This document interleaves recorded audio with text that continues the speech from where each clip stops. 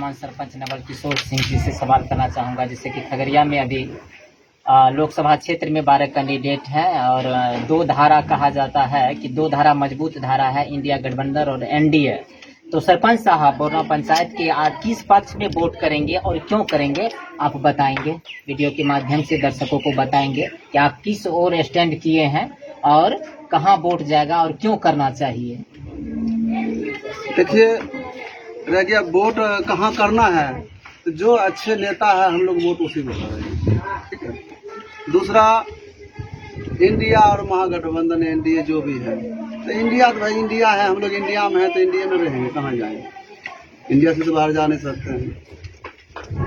और महागठबंधन में हमारा जो नेता है वो गठबंधन में जुड़ा हुआ है, तो हम लोग महागठबंधन से जुड़े हुए, हम तो नॉमिनेशन में भी गए और झंडा हम लोग लेके लहरा रहे थे, ऐसा बात नहीं है।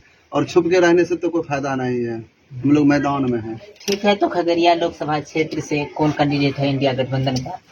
खगड़िया लोकसभा से संजय कुशवाहा, और ये जीत भी रहा है, आपको मालूम नहीं है? ठीक है, तो केंद्र में राहुल गांधी का सरकार यदि बनती है तो उनका जो मैनिफेस्टो तैयार है, तो मैनिफेस्टो के माध्यम से देश के जनता को बताना चाह रही है, सरकार चाह रही है कि हमने 30 लाख लोगों को रोजगार देंगे, रोजगार प्रदान करेंगे और भारत की गरीब महिलाओं को एक साल में 1 लाख रुपया उनके अकाउंट में देंगे। उसके अलावा हर युवाओं को, बेरोजगार युवाओं को 8-8.5 हजार का पर मंथ का रोजगार देंगे। उसके बाद सिलेंडर का कीमत 500 लगेगा। क्या ये जुमला लगता है कि रियली में होने वाला है? जुमला क्यों लगता है? अगर इतना बोला है तो हिसाब किया होगा पहले कि इसमें बजट कितना जाएगा।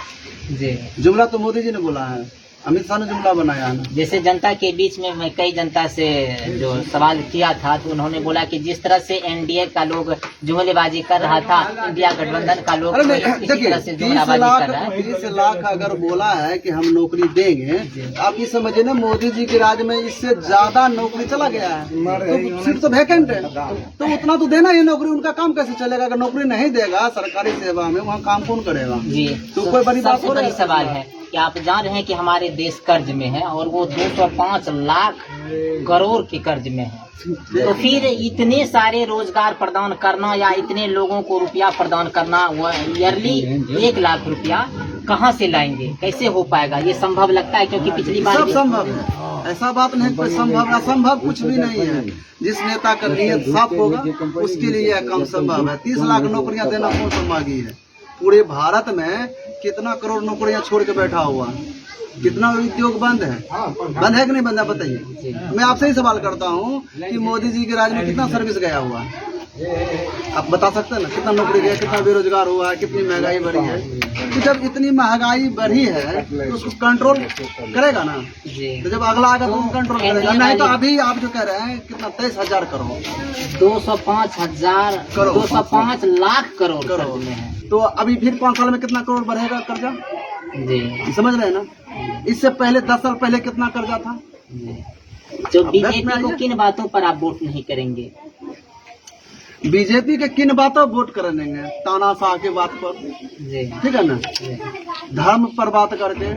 आज तक कभी रोजगार का बात ही नहीं कर रहा है। 2014 में रोजगार का बात किया, सबने वोट दिया, हम भी वोट दिए, लेकिन कहाँ गया रोजगार? बेरोजगार हो गया।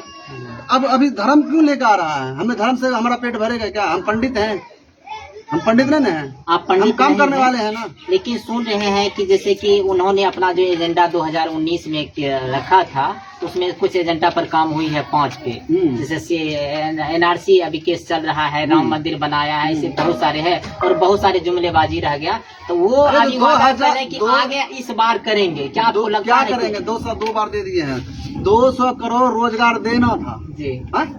अब 10 साल में कितना रोजगार लिया? 2 करोड़ साल का रोजगार था, यानी एक पंचवर्षीय में कितना रोजगार आना था हमको?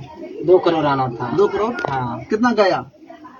हाँ, डाटा निकालिए ना, पद खाली हुआ लेकिन फिर भी आप कह रहे हैं, लेकिन यहाँ के लोगों से जो रुझान आ रही है कि कह रहा है कि जय श्री राम के नाम पर एक। अरे तो 4 तारीख को ना पता लगेगा, 4 तारीख को आप भी बैठेगा डिबेट में, हम भी रहेंगे, तब बताएंगे मुद्दों को लेकर अब वोट करेंगे कांग्रेस को। मैं क्या कर रहा हूँ? विकास के मुद्दे पे जय श्री राम किसी के बाप का है क्या?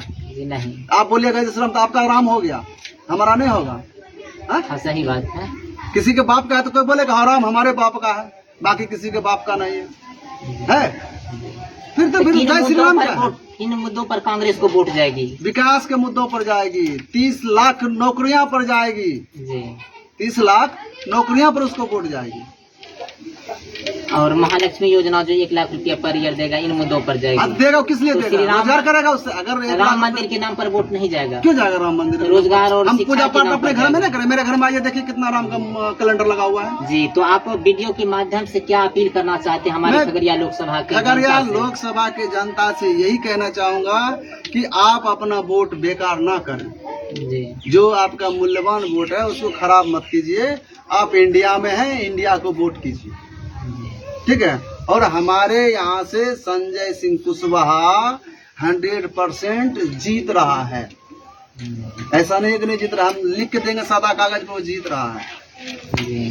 तो आपने सुने होंगे वीडियो के माध्यम से, अभी हम लोग सब बैठ के ग्राम सभा करके इस पर राजनीतिक परिचर्चा हो रही थी, जिसमें सभी का पक्ष इंडिया गठबंधन की ओर है और इंडिया गठबंधन को विकास के, शिक्षा के लिए, रोजगार के लिए, स्वास्थ्य के लिए वोट करेगी।